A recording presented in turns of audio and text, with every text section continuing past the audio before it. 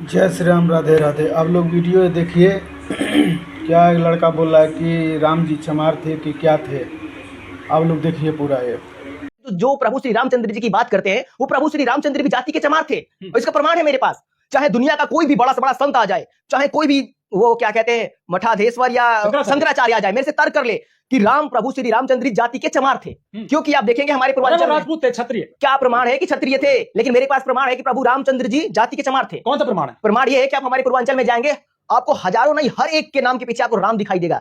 फलाना राम, चिलाना राम, सबके नाम के आगे राम दिखाई देगा। जगजीवन राम, कांसी राम, सबके नाम के आगे राम है। अगर सच में अपने आप को राजपूत कहने वाले, क्षत्रिय वंश बताने वाले लोग प्रभु श्री रामचंद्र जी को अपने कुल का मानते हैं तो अपने नाम के पीछे राम क्यों नहीं लगाते ये लोग? वो तो सिंह लगाते हैं। सिंह क्यों लगाते हैं? सिंह तो बौद्धिस्टों का एक है, त्रिपिटक पढ़िए। सिंह सरनेम भी बौद्धिस्टों का है। वो राम क्यों नहीं लगाते? छत्रवंश, अगर रघुकुल रीत वाले बताते हैं खुद को क्षत्रिय लोग, तो अपने नाम के पीछे राम क्यों नहीं लगाते? राम लगाने की क्षमता सिर्फ और सिर्फ इस देश में चमारों के पास है। आप एक बात कह रहे थे कि मनु राम, कुछ आप एग्जांपल? हाँ, मेरे दादा का नाम मनु राम खुद है।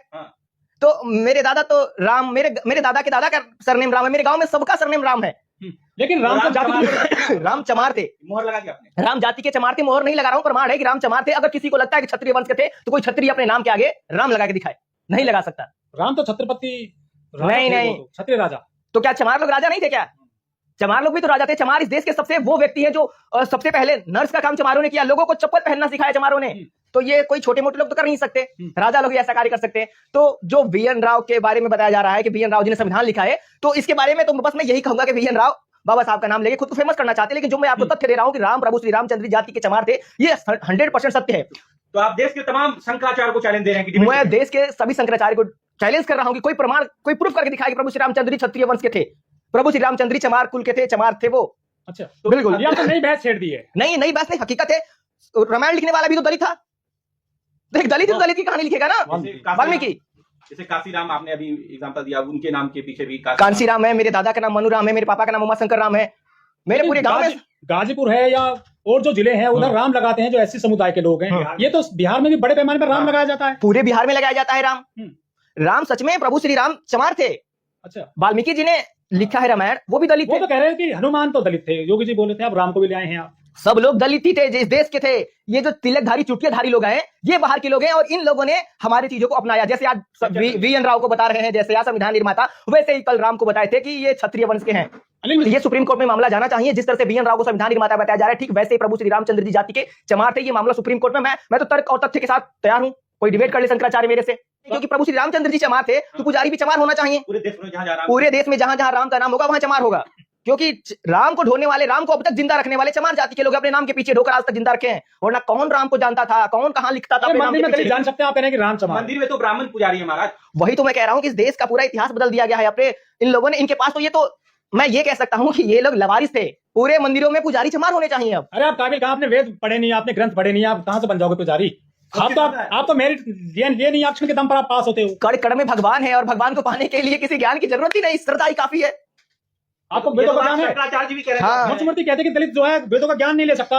हम वेदों का ज्ञान ले क्या करेंगे? वेद लिखे हैं। जब वेद हम लिखे, हम वेद पढ़ने वाले लोग नहीं है ना। हमारे पूर्वजों ने, हम लोग निर्माता लोग हैं।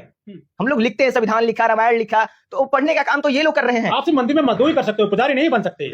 पुजारी बनेंगे, अब वक्त आ गया है, वो दौर गया जब हम लोग मंदिर में 5000 सालों के इतिहास को हम लोग मात्र 70 और 100 सालों में टक्कर देने लगे हैं। सोचिए, 5000 के साम्राज्य को हम लोग 100 सालों में मिटाने पे ध्वस्त हो चुके हैं। आज आमने सामने की लड़ाई हो चुकी है। अभी 1000 साल तो होने दीजिए, 5000 साल की बात है। तो पता है कि जैसे जैसे हमारी परतें खुलती जाएगी, भेद खुलता जाएगा, तो बचने के लिए कहीं ना कहीं ये लोग छिपेंगे ही। आगे चल के सबको पता चलेगा कि सनातन बुद्धिज्म का ही शब्द है ये। सनातन हिंदू धर्म के किसी भी शास्त्र में कहीं लिखा हो तो बताएं ये लोग। लेकिन अरुण कुमार जी, इनके पूर्वजों ने भी बाबा साहब की जो है मुखालफत करी, संविधान की प्रतियां जलाई, हिंदू कोड बिल की प्रतियां जलाई। हाँ। इनके पूर्वजों को दुनिया भूल गई, लेकिन बाबा साहब को पूरी दुनिया जानती है, मानती है।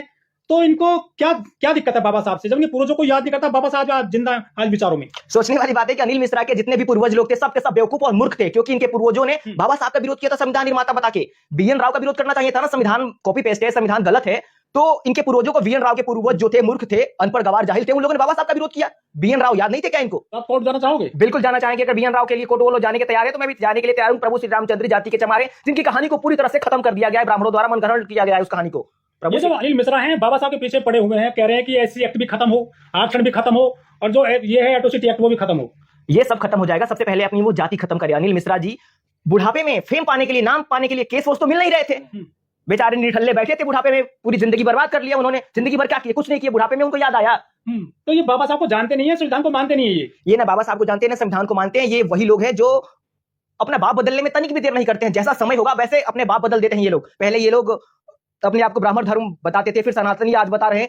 आने वैदिक था, आने वाले टाइम में वो किसी को भी कुछ भी बना सकते हैं। वो ये बस जैसे जय भवानी कह के गांव बस्ती लूटा जाता था, वैसे ही आज ये नारा बन चुका है जय श्री राम का। जबरदस्ती लोगों से बिल्कुल। तो कैसा लगा ये वीडियो भैया? अगर अच्छा लगे तो शेयर करिए, लाइक कमेंट शेयर फॉलो जरूर करिए प्लीज़। आप लोग कमेंट में बताइए, आप लोग अपनी राय दीजिए।